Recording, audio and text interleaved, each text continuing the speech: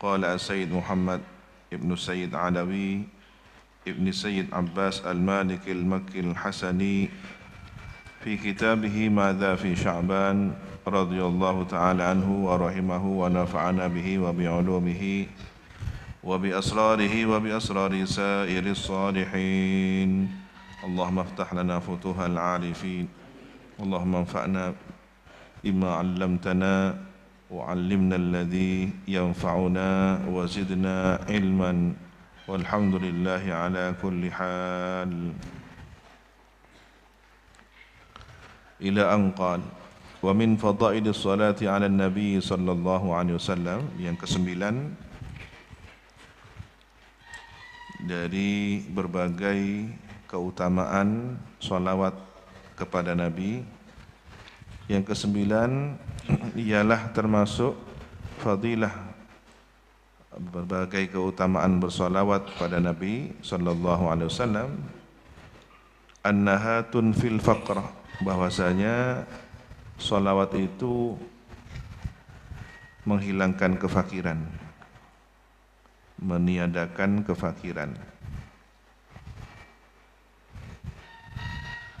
Ini sudah pada wilayah takdir Allah. Jadi salawat ini punya peran mengubah takdir dari satu takdir kepada takdir yang lain. Wa tufid bil khairi wal barakati, dan mengalirkan kebaikan serta keberkahan. Ini aliran melimpah.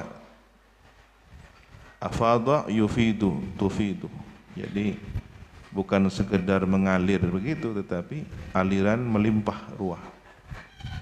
Wa qad jaa dzalika min iddati turukin, dan sungguh telah datang keterangan tersebut min iddati turukin, dari berbagai jalur hadis, bi asanida muta'addidatin, dengan sanad hadis yang berbagai macam, yuqawi ba'duha ba'dan, yang mengokohkan sebagian turuk atau asanid ba'dan kepada sebagian yang lain. Hadisnya banyak, satu dan lainnya saling menguatkan. Kesimpulannya bahwa hadis yang menjelaskan fadilah salawat kepada Nabi, meniadakan kefakiran, mengalirkan limpahan kebaikan dan keberkahan, itu sangat banyak sekali dan kuat. Farawa Abu Nuaim an Samurah bin Jundub radhiyallahu an, maka meriwayatkan siapa Imam Abu Nuaim dari sahabat Samurah bin Jundub radhiyallahu an, qala, berkata sahabat Samurah,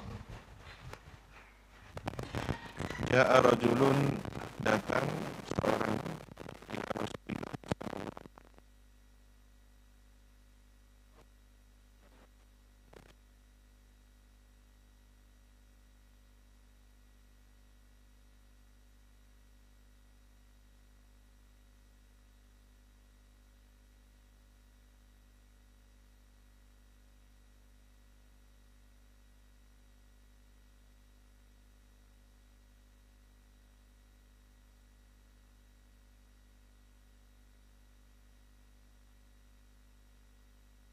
Bismillahirrahmanirrahim.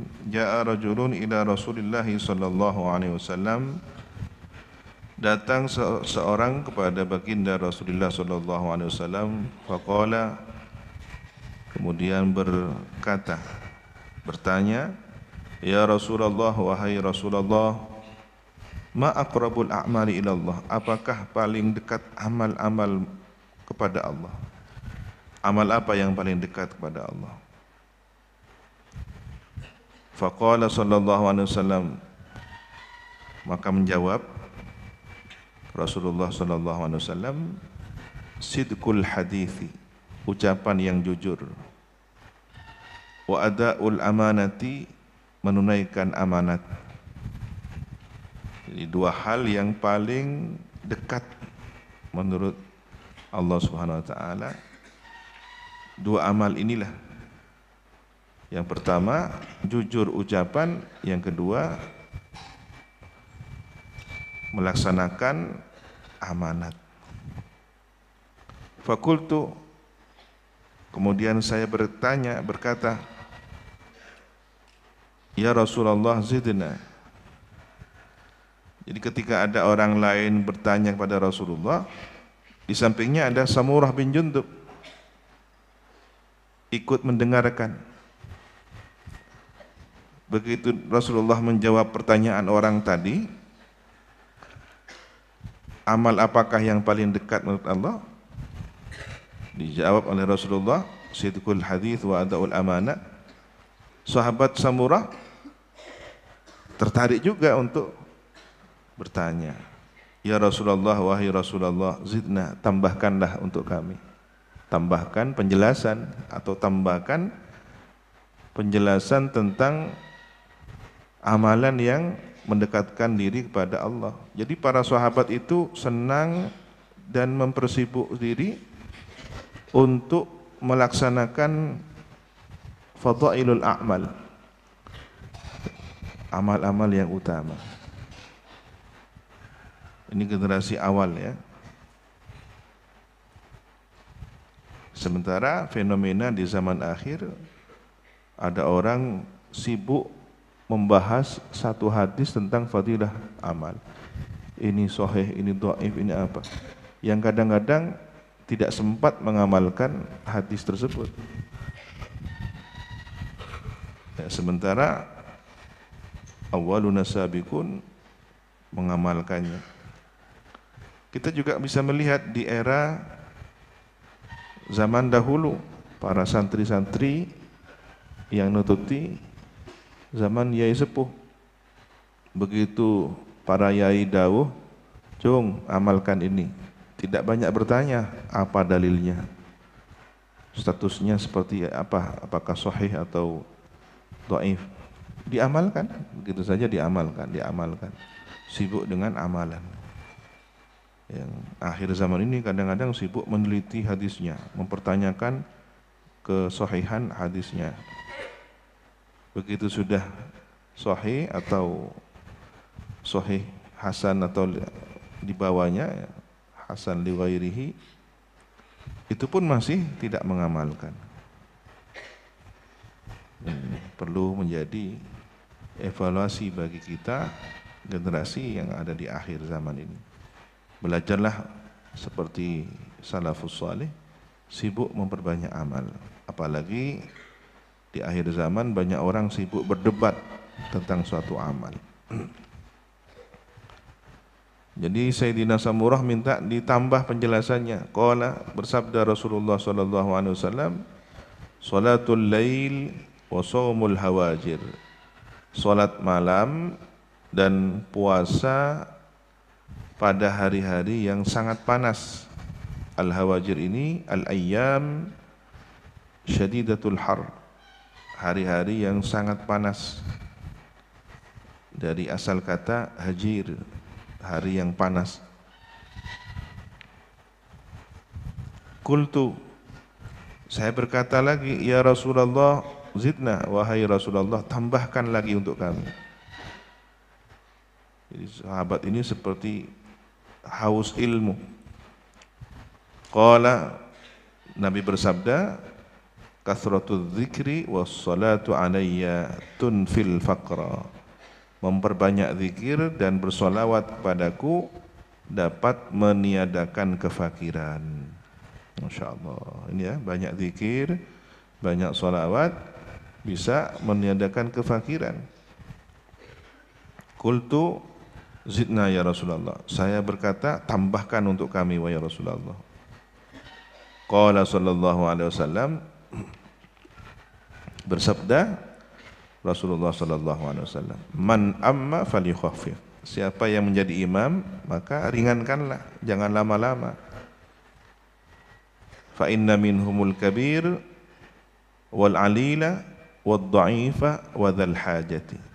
Maka sesungguhnya minhum ialah di antara mereka al kabira, adapun orang yang sudah sepuh, wal alila, orang yang sakit, wadda'ifah, orang yang lemah, wadhal hajah, dan orang yang memiliki kebutuhan. Orang sholat itu banyak macamnya.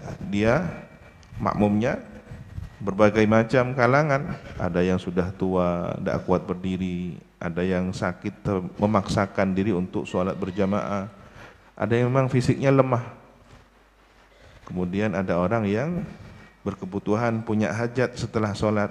Nah, kalau kemudian sholatnya itu lama sekali, ini imam tidak peka situasi. Dan ini ternyata bagian dari apa? Tema di atas apa? Aqrabul a'mal. Jadi imam yang cerdas, imam yang juga mendapatkan sisi kedekatan menurut Allah Subhanahu wa taala adalah peka situasi. Ada yang bertanya mungkin ya, bagaimana dengan para imam di Masjid Al-Haramain Asy-Syarifain di Mekah dan Madinah? Mekah dan Madinah itu tempat khusus dengan tujuan khusus. Orang yang ke sana memang sudah mempersiapkan diri untuk berlama-lama ibadah. Tetapi di masyarakat umum, di masjid-masjid jami, masjid agung, ya, masjid besar, itu tempat yang orang banyak kebutuhan. Dia singgah untuk sholat berjamaah di sana, memperoleh pahala berjamaah dan iktikaf. Jadi banyak tujuan lainnya. Maka imam yang bijaksana standar sholatnya ringan, tidak terlalu lama. Warawal Hafidh Abu Musa Al-Madini bi isnadihi, dan meriwayatkan siapa Imam Al-Hafidh Abu Musa Al-Madini dengan sanad riwayatnya an Sahl bin Sa'ad, dari sahabat Sahal bin Sa'ad radhiyallahu anhu. Qala, berkata sahabat Sahal, jaa rajulun ila Nabi, datang seseorang kepada Nabi sallallahu alaihi wasallam, fasyaka ilahi, kemudian mengadu dia kepada Nabi, al-faqra, tentang kefakiran, wadhiqal aish, dan sempitnya kehidupan. Matur kepada Nabi, curhat ya Rasulullah, saya mengalami situasi ekonomi yang sulit, fakir. Awil ma'ash, atau mata pencaharian, saya sulit mencari pekerjaan. Faqala lahu Rasulullah sallallahu alaihi wasallam, maka bersabda untuk orang itu atau kepada orang tersebut, rajul, siapa Rasulullah sallallahu alaihi wasallam. Ini catatan juga ini ya, amalan yang bisa menghindarkan kefakiran, menjauhkan kesempitan hidup. Apa amalannya? Sabda Nabi, idza dakhalta manzilaka, apabila engkau masuk ke rumahmu, dakhalta, engkau masuk, manzilaka, ke rumahmu, fasallim, maka ucapkan salam, in kana fihi, jika ada di dalam rumah itu, manzil, ahadun, siapa seseorang, jika ada orang, ucapkan salam. Aw lam yakun fihi ahad, atau tidak ada seorang pun fihi, di manzil itu, di rumah itu, ahadun, seorang pun, baik ada orangnya maupun tidak ada orangnya, tetap mengucapkan salam. Tsumma sallim alayya, kemudian ucapkan salam kepadaku. Assalamu alayka ayyuhan nabiyyu wa rahmatullahi wa barakatuh. Begitu. Wa qra' qul huwallahu ahad, dan bacalah qul huwallahu ahad marratan wahidan, satu kali saja. Jadi apa saja yang dibaca? Mengucapkan salam, bersolawat, kulhu, 3. Fa fa'ala rajul, kemudian melakukan siapa orang tersebut, fa'adarallahu alaihi rizqa, maka melimpahkan Allah atasnya rezeki. Masya Allah, Allah perbanyak ya, Allah perbanyak rezeki untuk orang itu, hatta afadha ala jiranihi, sehingga melimpah ruah kepada tetangganya. Tetanggana melok ya, norok ya, soki, wa qarabati, dan kerabatnya. Ini ya fadilahnya mengamalkan 3 amalan. Setiap kali masuk ke rumah, ya kalau santri di mana? Rumahnya ya kamar itu, asrama. Masuk ke asrama, masuk ke kamar, Assalamualaikum warahmatullahi wabarakatuh. Baik ada orangnya maupun tidak ada orangnya.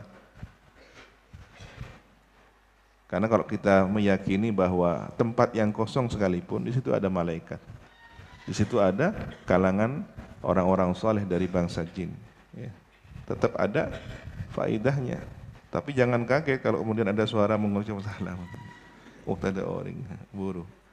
Nah, itu minas salihin insyaallah.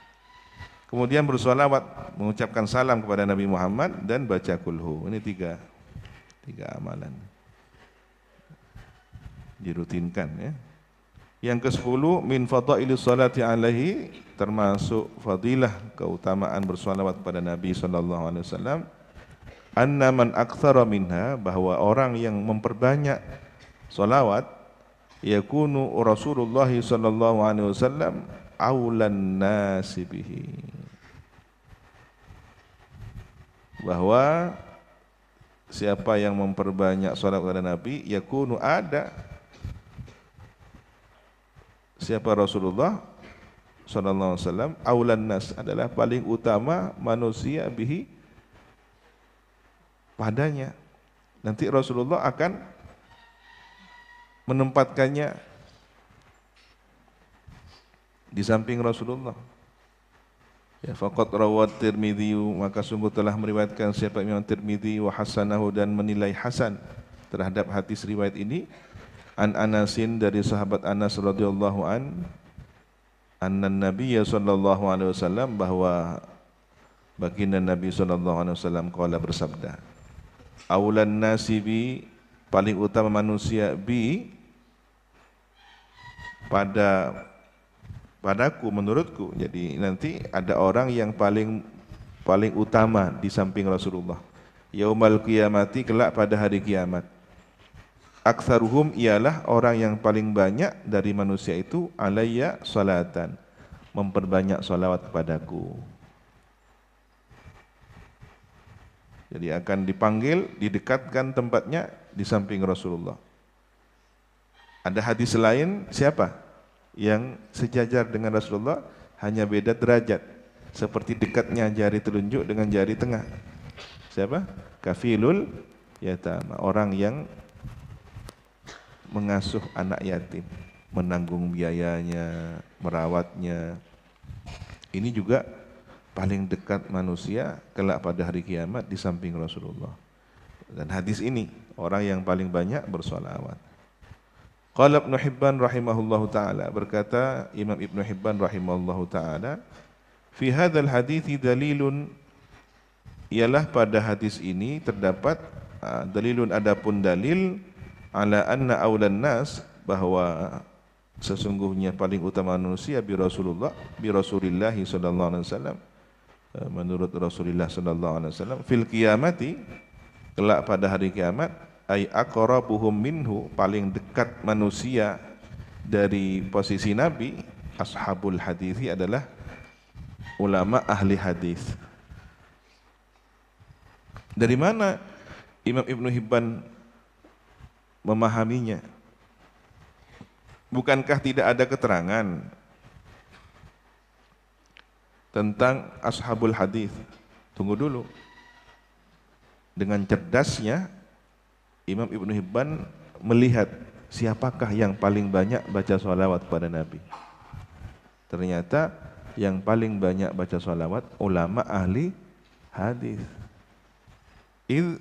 Karena laisa fi hadhil ummah, tidak ada di umat ini aktsaru salatan alaihi, paling banyak bersolat pada Nabi sallallahu alaihi wasallam, minhum, dari mereka, dari ahli hadis. Ya, kenapa? Mereka pasti ketika mengucapkan qala Rasulullah sallallahu alaihi wasallam, bersolawat kan?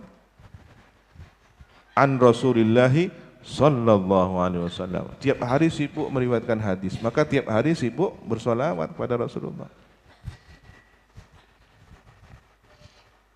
Qala al-Allamatul Haytami, berkata Imam Al-Haytami rahimahullahu taala, wa kadza qala ghairuhu, dan demikian pula berkata selain Imam Ibnu Hibban, fihi, pada hadis tersebut, bisyaratun, adapun berita gembira, azimatun, yang agung, yang besar, li ashabil hadithi, bagi ulama ahli hadis.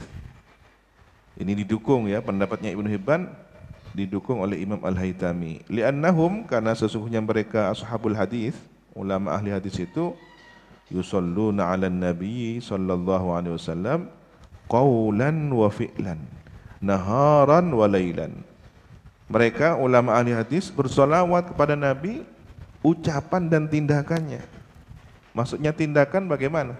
Mengamalkan sunnah Nabi. Ketika hari ini misalkan membaca hadis tentang kesunahan bersiwak misal, maka dipraktekkan oleh ulama ahli hadis. Nah ini semakna dengan sholawat. Naharan wa lailan, siang malam. Kita melihat bagaimana majelis para ulama hadis ya. Pagi ngaji, siang ngaji, apalagi hataman Bukhari, hataman kitab Muslim, hataman Riyadhus Shalihin. Indal qiraati wal kitabati, ketika membaca dan menulis. Ulama ahli hadis kan mengumpulkan sanad riwayat hadisnya, seperti kisah Imam Bukhari, perjalanan kaki ya, sejarak berapa mil itu dari Bukhara ke Irak untuk mencari hadis, kemudian menyebar ke berbagai daerah mencari ulama ahli hadis, menghafalkannya, menuliskannya. Ini berapa? Lisannya yang baca, ingatannya yang mengingat, tangannya yang menuliskan. Semuanya bernilai sholawat pada Nabi.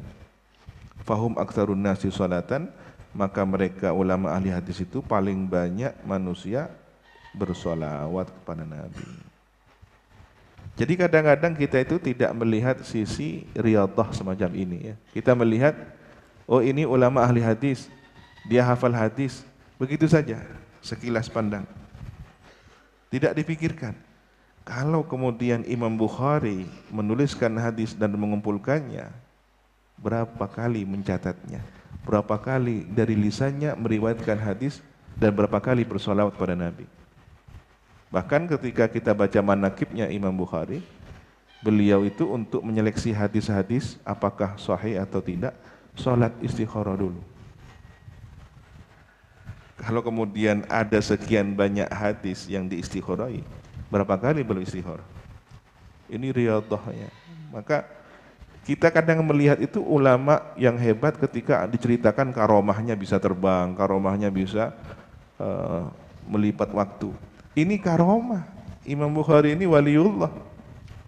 Siapa yang lebih wali kalau bukan ahli hadis yang banyak bersolawat pada Nabi, yang bisa mengumpulkan ribuan hadis? Ini karomah. Kadang kita terlalu sempit menilai karomah. Kalau nggak bisa di jalan di atas air, nggak hebat ini. Padahal mereka yang berjalan di atas air belum tentu wali ya, dan belum tentu manusia.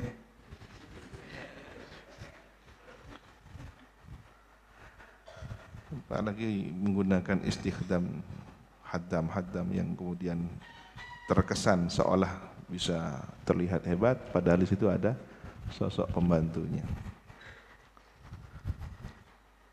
Apa bedanya dengan ahli sulap? Lidzalika ikhtassu bihadhil manqabah. Karena hal tersebutlah mereka para ulama ahli hadis menjadi khusus, menjadi istimewa bihadhil manqabati, dengan derajat kepemimpinan ini, min baini sa'iril firaqil ulama, dibanding dari seluruh kelompok para ulama lainnya. Intaha.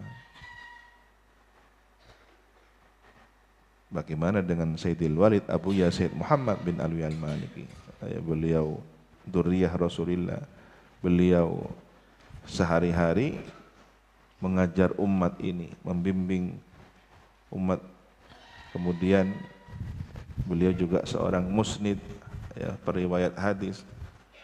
Selain menuliskan kitab-kitabnya dengan penuh banyak hadis, beliau juga berzikir, bersolawat pada Nabi. Maka tidak heran ada orang yang seringkali berjumpa Rasulullah dalam mimpi, asbahan nas bi Rasulillah Sayyid Muhammad bin Al-Maliki. Orang yang mimpi Rasulullah hampir banyak yang berkata paling mirip dengan Rasulullah adalah Sayyid Muhammad bin Alwi Al-Maliki radhiyallahu ta'ala wa rahimahum. Bersyukurlah kita yang memiliki hubungan ruhani dengan beliau. Yang ke-11, wa min fada'ilis salati alaihi sallallahu alaihi wasallam, dan ialah termasuk fadilah keutamaan bersalat pada Nabi sallallahu alaihi wasallam, anna barakatiha wa khairataha tudrikur rajul al-musalli wa waladahu wa walada waladihi.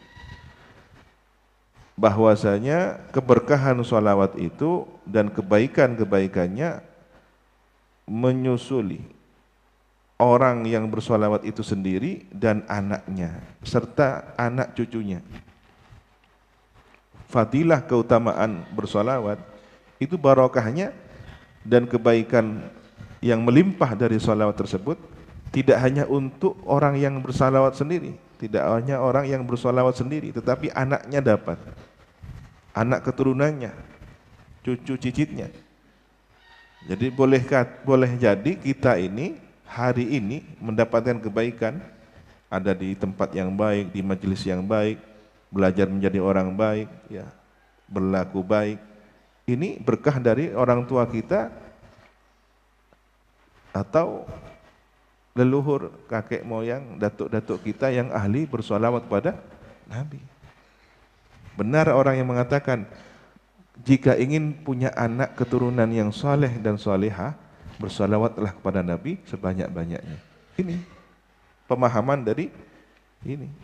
Kama ruwiya, sebagaimana diriwayatkan an Hudzaifah radhiyallahu an, dari sahabat Hudzaifah radhiyallahu an, annahu, bahwasanya sahabat Hudzaifah qala berkata, as-salatu 'ala nabi sallallahu alaihi wasallam tudriku rajul wa waladahu wa walada waladihi. Bersolawat kepada Nabi dapat mencakup orang yang bersolawat itu sendiri dan anaknya serta anak-anaknya. Masya Allah. Allahumma salli ala Sayyidina Muhammadin kama amartana an nusalli alaihi. Ya Allah, anugerahkanlah salawat atas baginda kami Muhammad sebagaimana amartana, engkau perintahkan kami, an nusalli alaihi, untuk bersolawat kami kepada baginda Nabi Muhammad. Wa kama tuhibbu an yusalli alaihi, dan sebagaimana engkau senang an yusalla alaihi, dibacakan solawat untuk Nabi. Wa kama yuhibbu an yusalla alaihi, dan sebagaimana Nabi sendiri senang dibacakan solawat untuknya. Jadi kita bersolawat mengikuti perintah Allah untuk bersolawat kepada Nabi, dan kita bersolawat sesuai dengan apa yang disenangi Allah untuk bersolawat kepada Nabi, dan sesuai apa yang disenangi Nabi untuk bersolawat kepada Nabi. Ini pengakuan diri bahwa kita itu tidak tahu sejauh manakah yang paling pantas untuk Nabi. Maka kita pasrahkan salawatnya kepada Allah, kita pasrahkan salawatnya kepada Nabi yang paling pantas untuk beliau. Kalau kita sederhanakan dalam kalimat yang lain, kami bersolawat pada Nabi Muhammad SAW, salawat yang sudah paling pantas dan sesuai dengan derajat baginda Nabi menurut Allah dan menurut Nabi sendiri. Karena Allah lah yang lebih tahu tentang maqam Nabi, dan Nabi sendiri tentu yang juga mengetahui maqam diri beliau. Wa kama huwa ahlu indaka, dan sebagaimana beliau Nabi ahlu, yang berhak untuk menerima salat itu, indaka, menurutmu ya Allah. Wa ala alihi wa sahbihi wasallim, dan semoga salawat terlimpahkan juga untuk keluarga Nabi, para sahabat Nabi, serta semoga salam juga terlimpahkan untuk Nabi, keluarga dan para sahabatnya. Wa alaina ma'hum, dan semoga salawat dan salam terlimpahkan juga untuk kita bersama mereka ajma'in seluruhnya. Ini luar biasa. Kita tidak hanya bersalawat dan salam kepada Nabi, para keluarga dan sahabat, kita sendiri juga diikut sertakan bersama mereka seluruhnya. Ini sholawat rombongan namanya ya. Ikut serta. Tibul majalis bis salati alaihi wallahu subhanahu wa ta'ala alam bissawab. Rabbi zidni ilma. Subhanakallahumma wa bihamdika asyhadu an la ilaha illa anta astaghfiruka wa atubu ilaik. Wa sallallahu ala sayyidina Muhammadin wa ala alihi wa sahbihi wa sallam. Walhamdulillahi rabbil alamin.